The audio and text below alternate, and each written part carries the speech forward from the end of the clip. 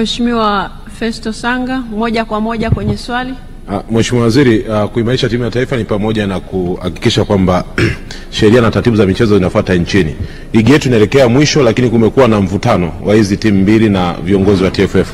Ipi kauli ya serikali?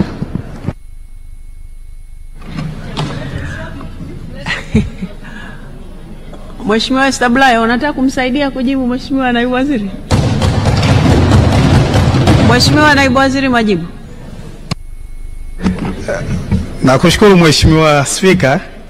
Kama ambavyo unafahamu, shughuli za mchezo wa mpira wa miguu zina mamlaka zake za kimataifa na za kitaifa, na tumekuwa tukisisitizwa mara kwa mara serikali kutoingilia moja kwa moja uendeshaji wa shughuli hizo ili kuepuka kuja pengine hata kufungiwa na FIFA katika nyakati hizi ambapo kitakwimu nchi yetu inafanya vizuri sana katika uendeshaji wa shughuli za mpira wa miguu. Mamlaka za uendeshaji na usimamizi wa shughuli za mpira wa miguu nchi hii ni TFF, ambayo ni shirikisho la mpira wa miguu nchini, lakini pia na bodi ya ligi kuu, ambazo serikali hata taarifa ambazo tunazitoa hapa tunarely kwenye taarifa tunazopata kutoka kwao. Kuhusu mchezo anaosema, tunafuatilia kwa karibu jinsi ambavyo mgogoro huu unaendelea kutatuliwa, lakini huku tukijaribu kwa kiwango kikubwa kabisa kutoingilia moja kwa moja maamuzi ya TFF na bodi ya ligi. Lakini tumekuwa tukifuatilia kwa karibu, eyes on hands off, huku tukisisitiza TFF na bodi ya ligi kufuata na kutekeleza kanuni na sheria ambazo wamejiwekea za uendeshaji wa mpira wa miguu.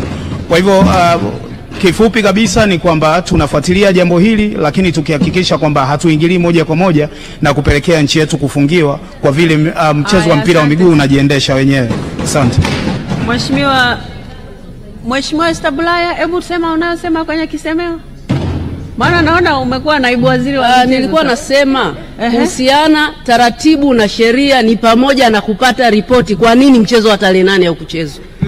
Sasa wewe ndio ulikuwa unakataza ushabiki. Sasa hapo unataka ushabiki. Haya, wa Simba anayetaka kumjibu. Esther Matiko, mjibu. Nashukuru Mheshimiwa Spika.